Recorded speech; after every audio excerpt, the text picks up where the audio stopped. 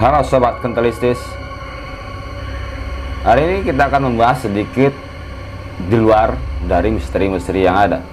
Kita akan membahas pembunuhan yang tersadis yang ada di dunia.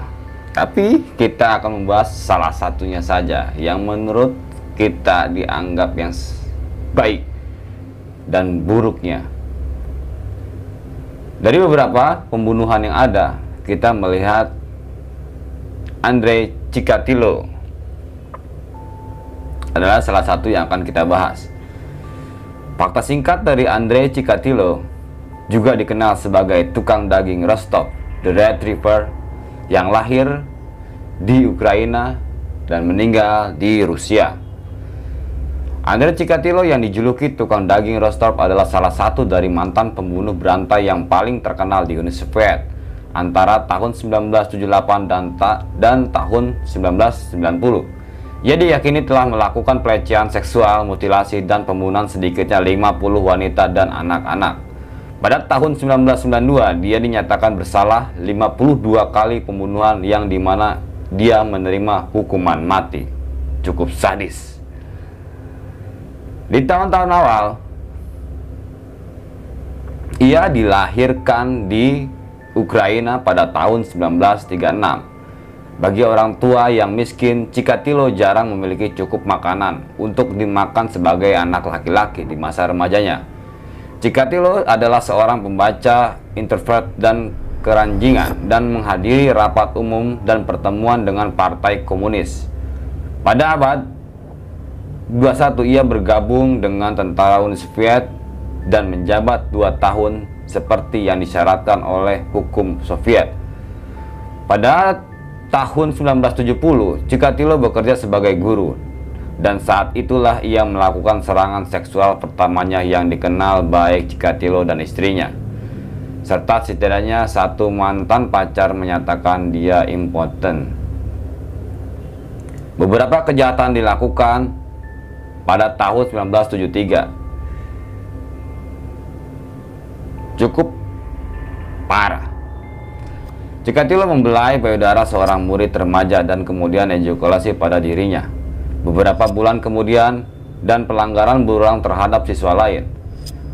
Meskipun keluhan oleh orang tua serta rumor bahwa ia berulang kali melakukan masturbasi di depan murid, ia tidak pernah dituntut dengan kejahatan ini. Namun dalam beberapa bulan, direktur dari sekolah itu akhirnya menyuruhnya untuk mengundurkan diri atau dipecat, dan Chikatilo memilih mengundurkan diri secara sukarela. Pada Desember 1978, Chikatilo menculik dan berusaha memperkosa Yelena Zakhtova yang berusia 9 tahun, masih menderita impotensi. Dia terdesak dan menikamnya, lalu melemparkan tubuhnya ke sungai. Belakangan Chikatilo mengklaim bahwa dia telah mengalami ejakulasi saat menikam Yelena. Penyidik polisi menemukan beberapa bukti yang menghubungkan dengan Yelena, termasuk darah di salju dekat rumahnya, dan seorang saksi yang melihat seorang pria yang cocok dengan deskripsinya berbicara kepada anak di halte bus. Namun seorang buruh yang tinggal di dekatnya ditangkap, dipaksa mengaku dan dihukum atas pembunuhan gadis itu, dan akhirnya dieksekusi karena kejahatan itu. Akhirnya Chikatilo masih tetap bebas. Pada tahun 1981, Larisa yang berusia 21 tahun lenyap di kota Rostov. Dia terakhir terlihat keluar dari perpustakaan dan tubuhnya ditemukan di hutan terdekat pada hari berikutnya.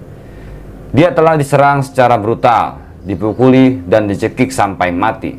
Dalam pengakuannya, di kemudian hari, Chikatilo mengatakan dia telah berusaha berhubungan seksual dengannya, tetapi tidak dapat mencapai ereksi.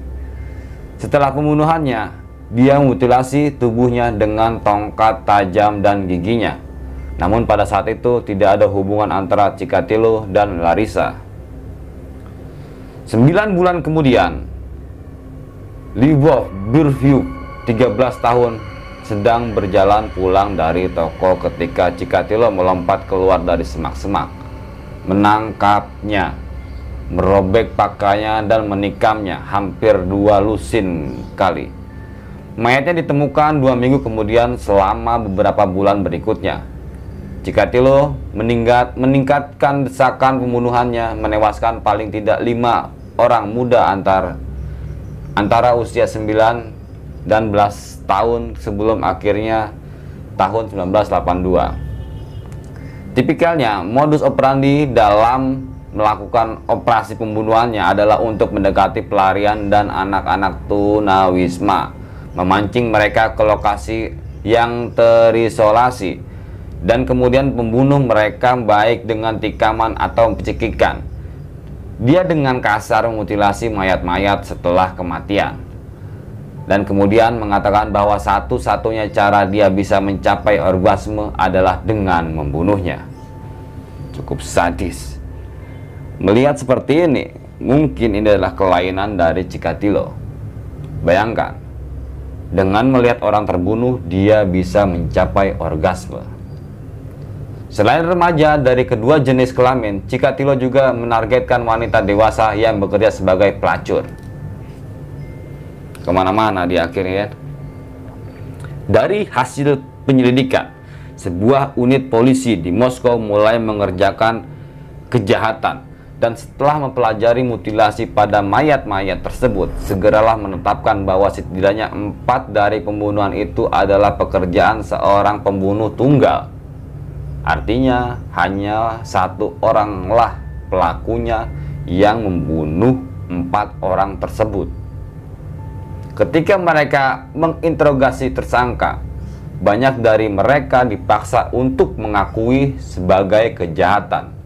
Lebih banyak mayat yang bermunculan pada tahun 1984. Chikatilo menjadi perhatian polisi Rusia ketika dia terlihat berusaha berulang kali berbicara dengan wanita muda di bus.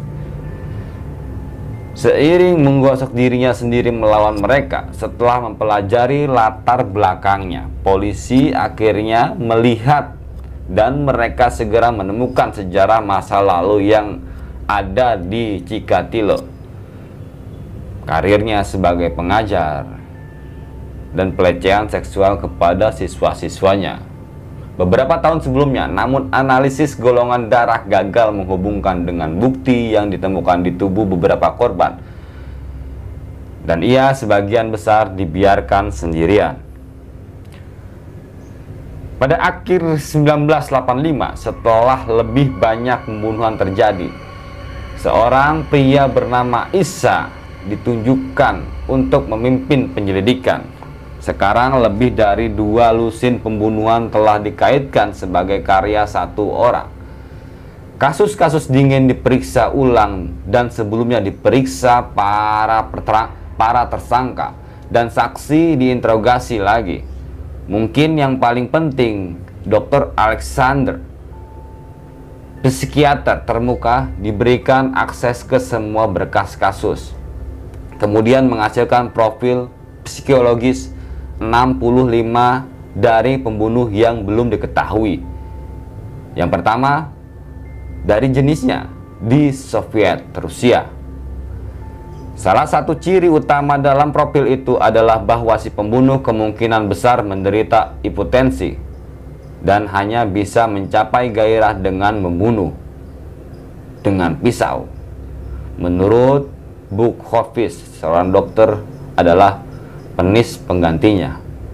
Kebayang, sebagai penggantinya dia memakai pisau untuk mencapai orgasme, bukan melalui penisnya.